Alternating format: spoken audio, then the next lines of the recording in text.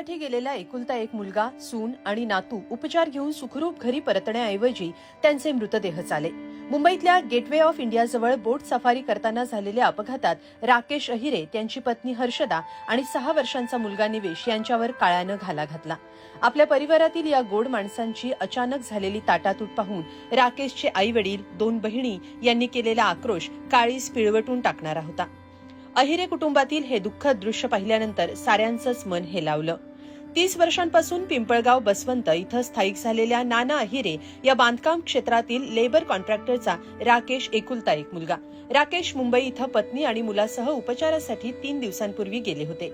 दम्याचा आजार असलेले राकेश नाशिक इथं उपचार घेत होते, पण सासऱ्यांच्या सांगण्यावरून ते मुंबईला उपचारासाठी गेले। कल्याण इथं सासऱ्यांकडे राहिल्यानंतर मुंबईत रुग्णालयात बुधवारी त्यांनी उपचार घेतले। त्यानंतर पत्नी आणि मुलासह ते गेटवे ऑफ इंडिया इथं गेले। तिथून एलिफंटा लेणी पाहण्यासाठी आणि समुद्रातील सफर करण्यासाठी ते ज्या बोटीत बसले होते त्या बोटीला बुधवारी संध्याकाळी भारतीय नौदलाच्या बोटीनं धडक दिली आणि प्रवासी बोटीतील काही लोक बुडाले। दुर्दैवानं या अपघातात राकेश, हर्षदा यांचाही बुडून मृत्यू झाला, तर निवेशचा उपचारादरम्यान मृत्यू झाला। ओळखपत्रावरून त्यांची माहिती रात्री उशिरा पिंपळगावात आली।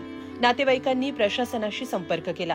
सकाळी 11 वाजेच्या दरम्यान या तिघांचेही मृतदेह पिंपळगावमधल्या पवन नगर इथल्या त्यांच्या निवासस्थानी आणले गेले। त्यानंतर अहिरे कुटुंबियांच्या आक्रोशानं उपस्थितांनाही अश्रू अनावर झाले।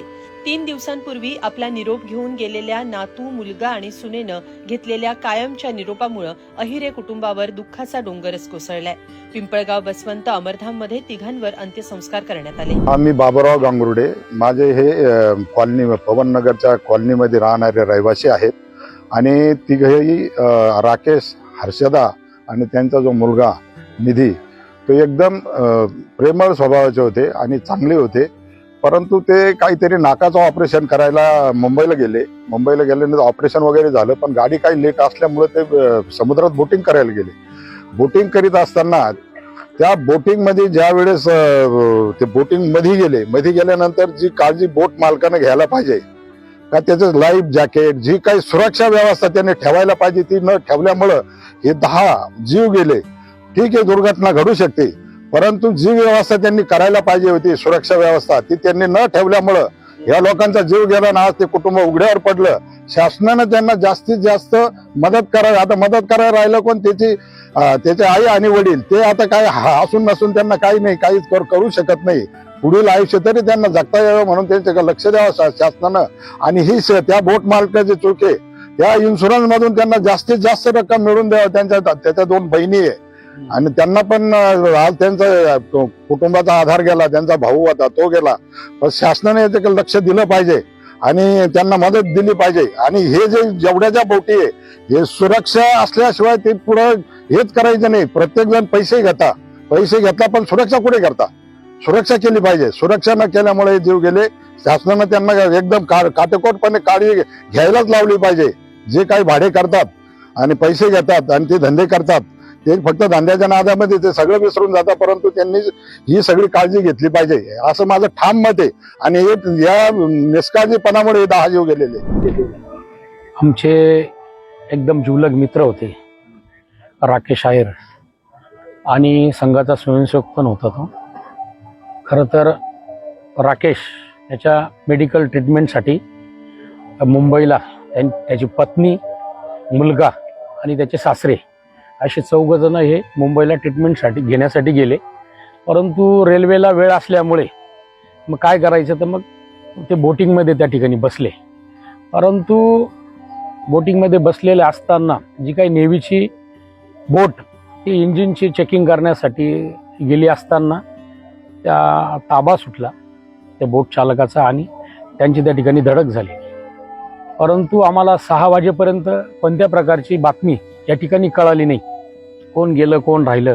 पण ज्यावेळेस इकडनं आधार कार्ड पाठवले गेले त्यावेळेस जो राकेशचा मोबाईल आहे तो त्या पोलिसांना त्या ठिकाणी सापडला आणि त्याच्यानंतर सांगितलं त्या पोलिसांनी की ज्याच्या खिशामध्ये हा मोबाईल मिळाला आहे ती व्यक्ती गेलेली आहे, राकेश गेलाय। मग नंतर आम्ही सांगितलं त्याची पत्नी आहे, त्याचा मुलगा आहे 5 वर्षाचा।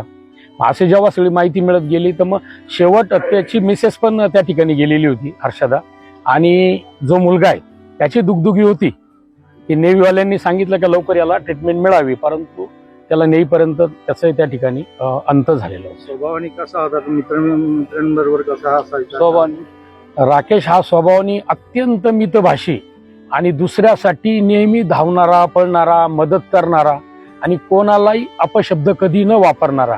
त्याचे वडील सुद्धा इतके कष्टाळू, एकदम शून्यातनं त्यांनी हे सगळा संसार उभा केलेला होता.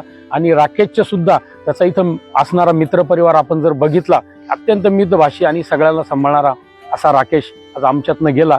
सगळं आहेर कुटुंबावर जी काही शोककळा पसरली, त्याचं आम्ही दुःख किती सोसावं आणि किती नाही असे सगळ्यांची आज अवस्था झाली. काय नाव आपलं? बापूसाहेब पाटील. राकेश निर्व्यसनी आणि मनमिळावू स्वभावाचे असल्याने त्यांचा मित्र परिवार मोठा होता. आपल्या वडिलांच्या व्यवसायात ते त्यांना मदत करायचे. दम्याचा त्रास असल्यानं राकेश बँकिंगची कामं, मजुरांचे पगार वाटप यासह इतर कामं बघायचे. राकेशचा 7 वर्षांपूर्वी कल्याण इथं हर्षदाशी विवाह झाला. निवेश ज्युनियर केजी मध्ये शिकत होता. कष्टातून घर उभं केलेल्या अहिरे कुटुंबाचा परिसरात सर्वांशी स्नेह होता. सारं काही सुरळीत सुरू होतं, पण क्षणात होत्याचं नव्हतं झालं. कष्ट आणि संकटांमुळे कधीही न डगमगलेले नाना अहिरे या घटनेनं मात्र खूपच खचून गेल्याचं जाणवलं. लोकमत डिजिटलसाठी किरण नाईकसह अशोक बिद्री, मनमाड.